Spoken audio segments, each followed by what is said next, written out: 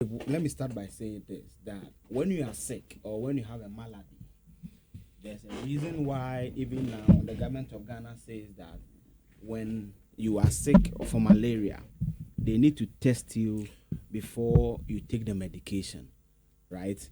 Now, Dave, the vice president yesterday said that the government has created 2.3 million jobs. So for me, when you mentioned it, and I've always shared the Ghana Statistical Service data saying that unemployment is worsening.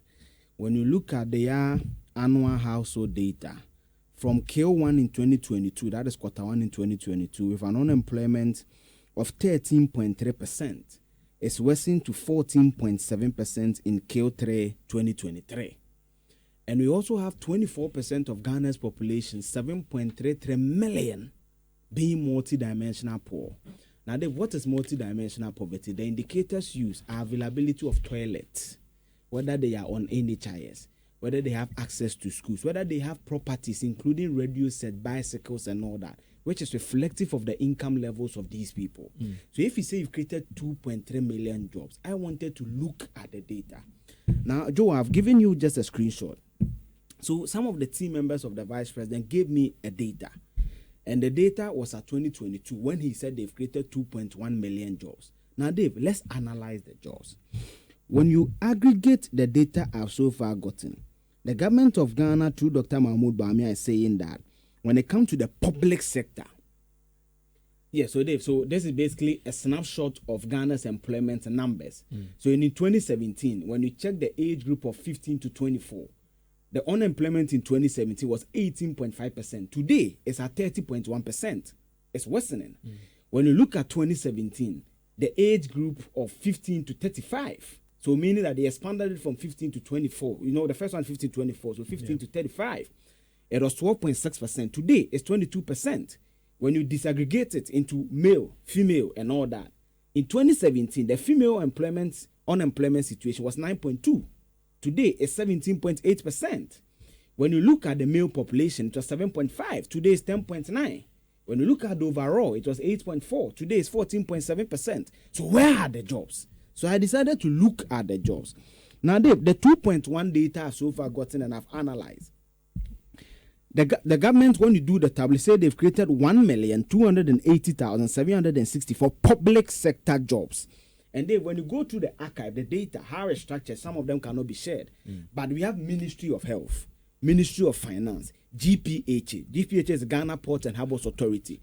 Ministries and sub-agencies. David, per the dictate of our law, these employees are mandated to pay taxes.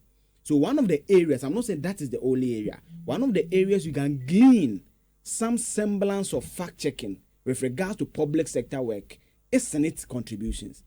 Now, in 2016, Senate, based on their annual report, had 1,353,610. And all this information is on our Facebook, is scrolling. When you look at 2024, when the issue of the Senate hotels came up, the DG said that Senate now has 1.9 million registered contributors. Now, Dave, it will be flawed for me to just do the subtraction. Let's add even pensioners, that those people have been weaned off the system. Now, Dave, in 2017, we had about 160,000 people going on pensions, right? In July 2024, the figure rose to 249,722. So that's a difference of 89,722. Now, add the 89,722 from the difference when you subtract the 1.3 million from the 1.9 million, which is 546,390. You come to 636,112, which is 27.6% of that figure of 2.3 million. So the question is, where are the 72 million? Then when I posted this, some raised issue that, there's been employment in the security sector, and those people are not on Senate, they are on Cap 30 based on the law. Now, Dave, the data submitted by Dr. Bawumia'S in 2020 on his Facebook page showed that there's been 15,814 people employed in the security services. I've told you that there's a gap of 1.6 million when you subtract the increment in Senate. So we are looking for this 1.6 million. Now, the figure as to 2022 of security services is 15,514. Now, this year, we are being told the recruit were 12,000. So do the math. When you add the 12,000 to the 15,114, it's 27,814. Now, some say, oh, UTAG are also on the superannuation system and all that. David, there are 15 public universities. Let's even assume they employ lecturers, 500, when you don't know it's a lie. But let's assume they employ 500 of them every year. Where are the 1.6 million? Now, Dave, you see, what is even more curious for me is this. The foremost statistic agency of Ghana is the Ghana Statistical Service. If you say you've created public sector jobs, let's go to the public sector data. When the Ghana Statistical Service did the 2021 housing and population census, when they spoke to Ghanaians, 947,000 people said they were in the public sector. That is nowhere close to the 1,280,764. To not bore you, let's just say 1.3 million jobs the government said they've created in the public sector. And Dave, the reason I'm saying public sector, by the dictate of the law, they have to pay taxes. They have to pay pensions. So you can look at GRA and look at Senate data. Now, Dave, in 2015, Ghana's public sector was around 690,000. Right. Then, when you look at another way to look at it is the Controller and Accountant General. He pays government workers. Now, when you look at the Ghana Statistical Service data, 90% of government workers, 90% of public sector workers are paid by the Controller and Accountant General's department. So the figure they gave was 688,000 people. So meaning that there's a backlog of 10 people who are not paid by Controller and Accountant General. Now, if we have 90% of our workforce being 688,000, if you want to know the 100%, it's 764,444. Again, short of about 600,000. So where are these workers? So let me ask one simple question, just a layman's question. Could it be that per the numbers that they've churned out, they've added NAPCO people as workers? Dave, I'm coming there. When you go to YA, remember the minister who had the boldness to tell us they've created 5 million jobs and never submitted in the Ignatius Bank for one. Joe, give me that picture. When you go to YA, according to him, as of July 2023, the YA, the Bawumi'a data is quoting almost 200,000. But according to the sector minister, whose sub-agency is the Youth Employment Authority, they've created 86,000 jobs. And this is him. I'm reading. I'm enthused about the growth in diversity of thought and the number of sustainable and skilled jobs that have been created. Data shows that as of June 2023, YEA has surpassed its target of 70,000 and is already hitting 85,000 jobs. If they continue on this path for the next few years, the story of unemployment in Ghana will be turned around. Now, David, and see, the message he was reading, when you read the preamble of the message before this paragraph, he's talking about the YEA story from 2017.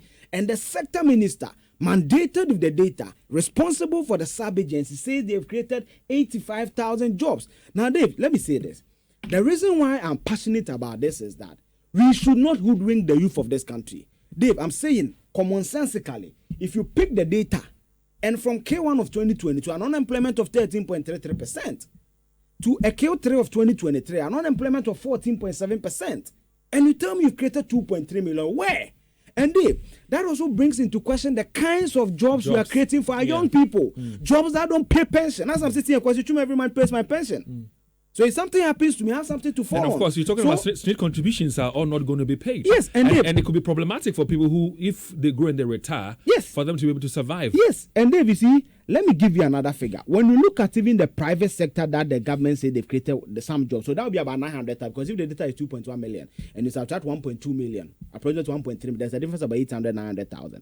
Now, when you go to the payees, right? Ghana, those who are paying pay, they're about 16% today. As of 2022, any GRA person listening to can give you the data. It's not more than 20%. So where are the workers? Dave, we need to find those who have been employed. Jobs that have been created. Dave, because if you have 1.6 million, based on my cursory data, I cannot account for. When you add up to 100,000, that is 1.5 million left. Add the YA, let's even say the YA has created 500,000 jobs. Why the 1 million?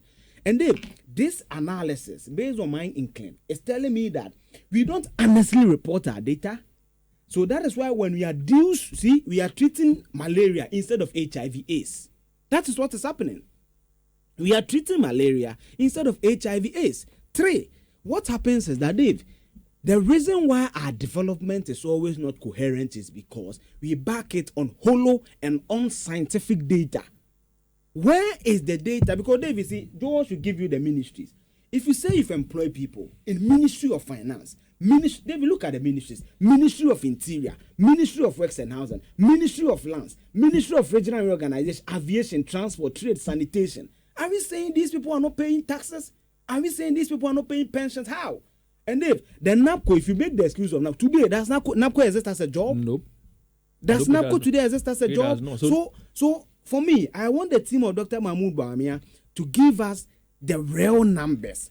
Where are these 2.3? I'm only accounting for just about 1 million on a casual look. Where are the almost 1.3 million people? Thank you, David. And you know that, like I said in my initial, introduction when I was speaking, I made mention of the fact that according to Dr. Mahmoud Bawumia,